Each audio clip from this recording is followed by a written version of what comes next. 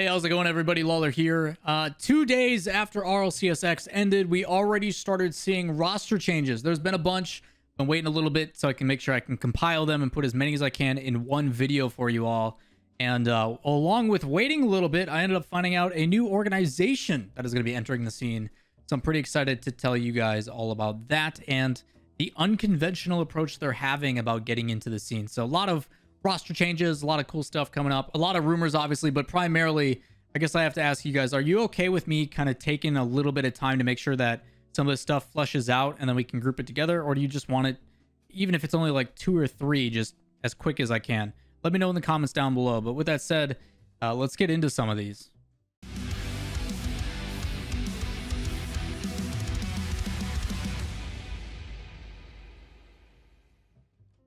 What is up, everybody? Lawler here, your inside source for all things Rocket League. Whole lot of roster rumors, as well as some that are actually confirmed that we're going to be talking about. Player retiring and other players getting benched, as well as just crazy motions. And I'll try to give you all the history and all the details about it, as well as showcase all the visuals over here of showing it. As always, have to shout them out. If you guys go over to Twitter at ShiftRLE for Rocket League Esports, a lot of the rumors and a lot of the dirty work of them trying to figure out what the heck's going on behind the scenes is how we're able to get some of these rumors. So pretty important stuff. I'll try to do these in chronological order based on the way that they happened, the way they've developed, and try to provide you guys the full story. So that said, let's get straight into it. Up first is going to be a rumor about how Astral is rumored to be the primary target of the Vodafone Giants duo.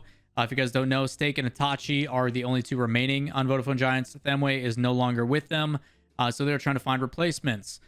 There is a lot of talks and a lot of discussion surrounding this, and actually a little bit of insight that was provided, if I can find it here, that this one seemed very, very likely. Alongside that too, I usually, when I look at these roster changes, try to find out how I feel if things would work out. And I do think Tachi has kind of led the charge and been very aggressive with his offense, paired with someone like Astro, who's also very mechanically sound, but is really willing to pass. It's probably one of his best assets, in my opinion, since he kind of got brought up through the Dignitas system. I think paired with Stake and Itachi, this could be a very talented roster that could go quite well. On the other side of things, you look at Solary's roster, if this does happen, and a big disclaimer, understand these are rumors. There's nothing confirmed. Please make sure that if you are going to be talking about these things, you remember that these are rumors, and the only time they are confirmed is if you hear it from the player themselves in official status, like a tweet or something, as well as from the organization that they are tied to. So keep those things in mind if you can. But on the other side of things, another rumor, another conversation that's been going on is that Solary is most likely disbanding unless tryouts for Shazet do not go well. It does look like Shazet is trying to try out for different places and is trying to find a new team. But if it doesn't go well, then it's likely that possibly him and Farah stick together and try to find a new third to replace. What that means for Farah in particular, obviously, I think he could be an incredible coach, but ultimately, I still think he's very talented and has the ability to compete at a high level. So who knows what the heck happens with this and the way that it'll unfold. But as always, when we do find out, I will inform you guys. The next rumor that came from Shift actually has multiple parts to it, and it has to do with the Team Queso roster as well as Liquid. First part starts off by saying, after placing top 6 in RLCS season and top 4 in the championships, Atomic is reportedly leaving Team Queso. In addition, the remaining members, VK Salen and Demensa, are also rumored to be going their separate ways. And this is pretty common. When one player leaves, the 2 players, rather than trying to find a new third, will usually be like, well, I'm good enough. Let me go try to find another top 5, top 6 roster and just kind of plug myself in, and we get this crazy domino effect. And then the players that are considered lesser or the worst or the weakest link become leftovers or, you know, fade away or whatever it may be. And then hopefully they also get picked up by SK Gaming. Not always the case. So this one's got some multiple facets to it because this stuff develops very quickly. There's a lot of rumors and a lot of things and a lot of whisperings that happen behind the scenes. And at any given moment, everything can completely change. And in this case, it did. So this one has multiple parts to it. And I'll try to take a step back. As you can see by the timestamp below, this one is titled Team Queso and Team Liquid, and this is why. So in regards to the way that this was playing out, Team Liquid was also rumored to be basically either releasing Speed and Fruity and rebuilding a roster around Ronicky, or that whole team was just going to fall apart and disband. What that actual situation was, I have no clue.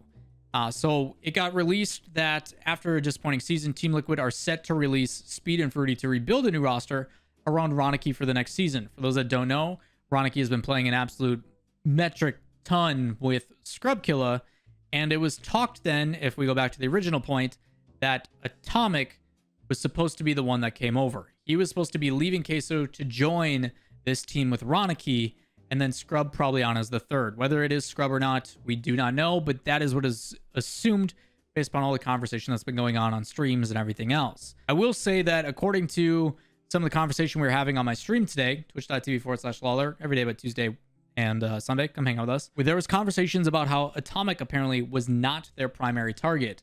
The person that Ronicky really wanted to play with was actually somebody else. Who that is specifically, we don't know, but if you remember back when the trade window was originally happening, that only became 6 days after the fall split, it was supposed to be Scrub, Ronicky, and Itachi.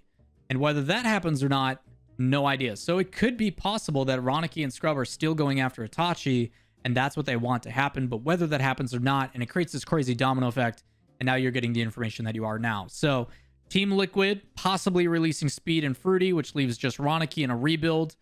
Ronicky probably with Scrub and one other player. They couldn't get the one other player that they really wanted, or they're still trying to figure that out, which then opens up a spot for tryouts. And then you see on Team Queso, possible disbanding or possible trying to find a new third if Atomic ends up going over. After all this happened, after all this craziness went down, shortly after, there was a message saying that the Roster Mania, as always, puts out some surprises. And as of this minute, there is a high possibility that the current Team Queso roster does decide to stay together heading into the next season. And that is likely. There's a lot of different moving parts, and it could be that, like, yo, Atomic wanted to go try out and try something else, so we're going to disband or try something else. Oh, they did get the one person that they wanted. We're going to just stay together. Everything's fine. A lot of things and a lot of domino effects happen, and they happen very quickly. And the reason why they happen so quickly is because teams are trying to get as many scrims and good practices in as possible, as early as possible, so they can start to build moving into the next season. Now, it hasn't been announced yet. We don't even know if RLCS 11 or XI is going to happen, or when or how, but obviously you want to get these scrims and these practices in as quickly as possible. I mean, you can look back at like V1 and Energy and stuff like that. V1, I think, tried out like 4 or 5 different people before they went with AXB. So again, trying to get those scrims and those practices in early and often. If you got lost during all that, you're not the only one. Links down below if you'd like to kind of put it all together. Another rumor as well is that despite top 4 finish in RLCS X, top Blokes are expected to be parting ways with Flame heading into the next season. So that would leave Cassio and Archie, and then trying to find a third. I think Flame still does a very good job of obviously facilitating and controlling the midfield. But it does feel like nowadays you need high impact players, really aggressive, really mechanical players. And Flame, I don't think really gets to showcase that on this team. I think he's got the potential, and we've seen him do a lot of really good things with space that he creates for himself. But whether this happens or not, I honestly don't know what replacement would be. Don't even know how the heck they would pursue and move forward with. But again, this is just one of the many rumors that's happening. Now, a lot of these are obviously Europe heavy focused. There will be some from North America as well. You can assume that G2 is obviously going to be trying some new stuff. I think Drees actually removed the G2 stuff from his name and his title. Whether that's people over speculating or not, I don't know. You can also assume that maybe Rogue is going to be doing something. V1 and a bunch of other... Any teams that are not like absolutely dominant consistently and have some up and down, you could see some adjustments. G2, although they did phenomenal with Drees, obviously would be dumb not to try out other opportunities and then go with the best option. So you could see a lot of that stuff moving forward, but nothing too vocal out there just yet. The only one is that we did see with the open qualifiers for a tournament, there was a team called Ball Chasers, which was Magic Bear, Tavar, and Wonder Mike. And Alpine decided to have a cheeky tweet with it. Whether it means that is happening or not, obviously we know Percy is going elsewhere. Wherever the heck he'll end up, we don't know. But it looks like Alpine obviously is farming some impressions as well. Jokes aside, who knows what will happen with that. Still keeping eyes on the whole Percy situation. Unfortunate news also in North America is that this one has been confirmed and put out and is 100% happening. FaZe Clan has put out that Gyro has been benched from the starting roster. What is Illusion and AJ and Gyro is no more. Gyro is benched, and he did put out his own tweet regards to it, stating that it was a bit of a surprise and that he will be helping the team try to find a new third and is searching for other options, and it motivates him. And I'm glad to see him staying positive in it. I think he's a very talented player, and he definitely has the heart to continue to move on and play. So fingers crossed for Gyro to see that he finds a new home, and who knows what FaZe will end up as their new third, whether it be Percy or some of these other free agents that are available. We will have to wait and see. Last and certainly not least, for the roster changes and confirmations, this one comes with heavy heart, and it is that Drippay, OCE legend, is retiring. For those that don't know about Drippay, Drippay was the first international transfer to happen. He came from OCE region and went over to North America, where he played for Evil Geniuses until he got relegated, and then he went back obviously to OCE. A little bit of a quiet startup again, but then once he got his bearings, Drippay has been popping off lately. I think he's playing some of the best Rocket League he's ever played as of the last season and a half. So it is unfortunate that he is retiring, and a lot of it due to the fact that there is no live events. It's part of the reason why he plays, and after a 10-month season, it's just kind of weighing on him. What his future plans are, I don't exactly know. Don't know what he's planning on doing, but he has done things that no one else has done, and has a very, very respectable resume when it comes to his accomplishments. So I wish Drippay the best of luck. Hopefully he does whatever it is that makes him happy, and best of luck moving forward for him. Now, the final part that you probably have all been waiting for, or just may have jumped ahead in the timestamp down below, is having to do with actually an Overwatch League team that is looking to join Rocket League. For those that do not know, the Overwatch League uses a franchise or expansion-based system where you pay a ton of money to keep your spot no matter how you perform, like a franchise. In this case, the Houston Outlaws is who we're going to be focusing on. For those that don't know who the Houston Outlaws are, they are a team that have definitely passed hands quite a few times, along with Optic Gaming, Immortals Gaming Club, and now Beasley Media Group. Beasley Media is kind of an interesting one because they do have like a Beasley Esports, and what their team entails and how it entails is kind of interesting because this whole thing seems odd based upon the way that, one, you get into the RLCS, two, the way they're finding the team, and just three, I think they're invested in other teams already in the RLCS. So this whole situation is really weird. So the first thing about Beasley Media is they, I think, have had involvement with Renegades in the past. I don't know if that is still the case, but if they do want to get involved, it will be a conflict of interest if they are still involved with Renegades, because you can only have one team in the RLCS at one time, hence the old days of like Market NA and EU no longer being a thing.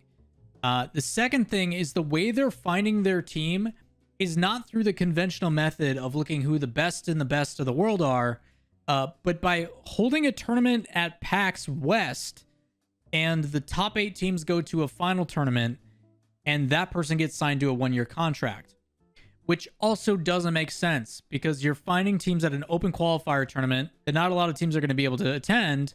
And then the other side of things is the scheduling is all out of whack. So let's showcase the article, talk about it, and then try to wrap our head around what the hell is going on. So in this article that I've linked down below, and it is probably showing somewhere over here, it says, quote, on Sunday, July 8th at noon EDT, Beasley Esports, owner of the Houston Outlaws, bring their search for the next Rocket League team to PAX Arena, with the top 8 teams advancing to the finale on August 21st and 22nd, where one lucky team will be signed to a 1-year-long contract to compete in the Rocket League Championship Series under an all-new professional team. Now, this is going to be a lot to unpack, and let's see if I can do my best with it to keep you guys up to date on what the heck it all means. So, first things first, the dates make no sense. PAX Arena or PAX West will be September 3rd to the 6th. So how are they doing the event on PAX Arena September 3rd to the 6th, but the top 8 teams are advancing to a finale 2 weeks beforehand? Or are they saying that they're going to run an event and try to find the top 8 teams, and then the top 8 teams will go play at PAX West, and that's who gets the contract? It doesn't make any sense. So that's the first thing where I'm kind of confused. The second thing that makes me kind of scratch my head is the fact that I have seen what kind of people go and compete at events at PAX West. And I can tell you without a doubt that they are not RLCS caliber teams. And that's not to be mean by any means, but the general public that attends, which is also going to have limited attendance at PAX West, you're not going to find an RLCS caliber team. It's just not going to happen. And although the concept is a cool way to get people to sign up and play, you are not going to find a good enough team. And the fact that you're already being like, yeah, 1-year contract, no matter what, for the best performer is really odd. You need to, if you're a team trying to get into Rocket League Esports, go and look at Liquipedia, look at the best performing teams throughout the past year, and pick the one that isn't signed. That's literally the best way to do it. So the fact that they're holding an open tournament that hasn't been announced publicly to anybody, like I had to dive deep to try to find this. The only reason I know about this is because I'm talking to the production company that is putting on the event. Fingers crossed I'll be the one covering it. But like, if I wouldn't have asked, I would have had no idea that this existed. And it doesn't seem like it's a public thing. Maybe we're spoiling an announcement in the future, but yeah, I'm a little bit hesitant about what Beasley Esports is trying to do here.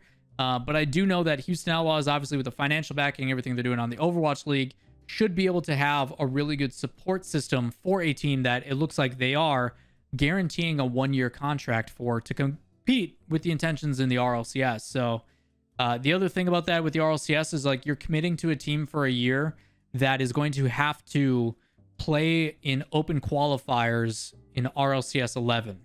I assume RLCS 11, we don't know any of the details about it, when it's being announced or any of that kind of stuff.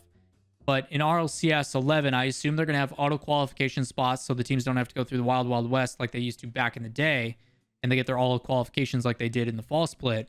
And then you still have very limited open qualifier spots. So there's no chance that they'll play in the RLCS anyway at the high level. Like they may not even make it to stream. So this whole situation's really funky.